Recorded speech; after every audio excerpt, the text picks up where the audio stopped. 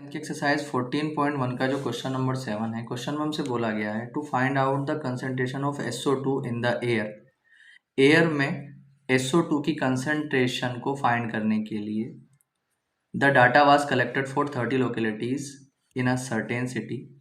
एक शहर की 30 जगहों का जो है डाटा कलेक्ट किया गया है एंड इज प्रेजेंटेड बिलो, और इसको जो है यहाँ पर दिखा दिया गया है। ठीक है, ये डाटा दे रखा है।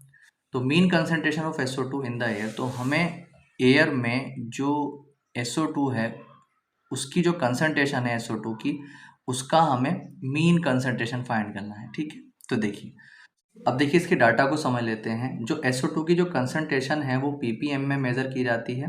तो जो 4 लोकेलिटीज़ जो हैं वहाँ की जो SO2 की जो कंसंट्रेशन है वो कितनी है, 0.00 से लेकर के 0.04 है। 9 लोकेलिटीज़ की जो SO2 की जो कंसंट्रेशन है वो 0.04 से लेकर के 0.08 के बीच में है। ठीक है, इसी तरीके से ये डाटा जो है यहाँ पर दिया हुआ है। यहाँ पर जो है जो लोकेलिटीज़ हैं उनके नंबर्स दिए हुए हैं, तो उनको फ्रिक्वेंसी में हम लिखेंगे।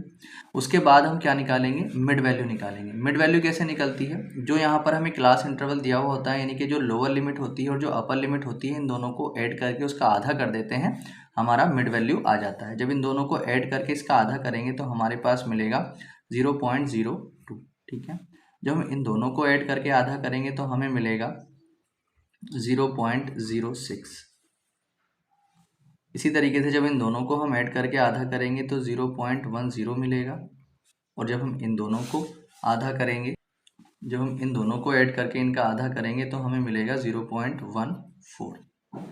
उसके बाद इसका हमें मिलेगा 0.18, और इसका हमें मिल जाएगा 0.22।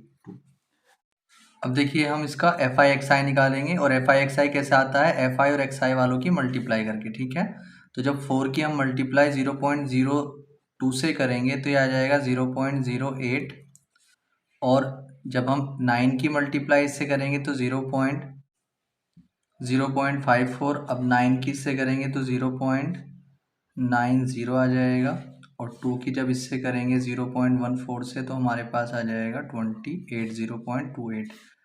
जब इन दोनों की मल्टीप्लाई करेंगे तो हमारे पास आ जाएगा 0.72, और जब इन दोनों की करेंगे तो 0.44 आ जाएगा। ठीक है, अब देखिए जब हम डायरेक्ट मेथड से मीन निकालते हैं तो मीन निकालने का जो फॉर्मूला होता है वो होता है सिग्मा FI/XI और अपॉन सिग्मा FI। ठीक है, डायरेक्ट मेथड से क्यों निकाला है हमने यहाँ पर, क्योंकि जहाँ पर भी फ्रिक्वेंसी और XI की वैल्यू छोटी छोटी होती है वहाँ पर हम डायरेक्ट मेथड से मीन निकाल लेते हैं। तो यहाँ पर फ्रिक्वेंसी और XI की जो वैल्यूज़ हैं वो छोटी छोटी हैं, इसलिए यहाँ पर हम डायरेक्ट मेथड ही लगा देंगे। ठीक है, अब देखिए जो मीन निकालेंगे हम डायरेक्ट मेथड से तो हमें ज़रूरत पड़ेगी सिग्मा FI/XI की और सिग्मा FI की। तो सिग्मा FI कैसे आएगा, जो FI वाली सारी वैल्यूज़ हैं इन सबको अगर हम ऐड कर लेते हैं तो हमारे पास आ जाएगा सिग्मा FI। ठीक है, जब इन सबको हम ऐड करेंगे तो ये कितना आ जाएगा, 30 आ जाएगा, क्योंकि 30 लोकेलिटी के बारे में था ये। तो इन सबको ऐड करके कितना आ जाएगा, 30। ठीक है, आप ऐड भी करके देख सकते हैं।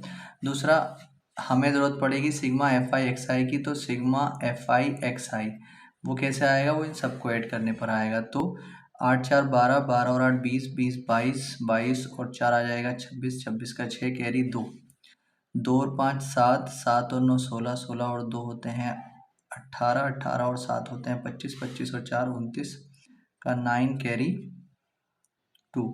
तो यहाँ पर कितना आ जाएगा, 2.96 आ जाएगा। अब देखिए दोनों हमारे पास आ चुके हैं, अब हम मीन निकाल सकते हैं। तो सिग्मा FI/XI कितना है, 2.96, और अपॉन में ये हमारे पास कितना है, 30, और जब हम इससे डिवाइड करेंगे तो हमारे पास जो फाइनल आंसर आ जाएगा वो आ जाएगा 0.099 ppm। ठीक है, ppm क्यों लिखा है, क्योंकि ये कंसंट्रेशन हमने जो है यहाँ पर मेज़र की है SO2 की। ठीक है, और वो किस चीज़ में आती है, ppm में आती है, तो ये इसका आंसर है।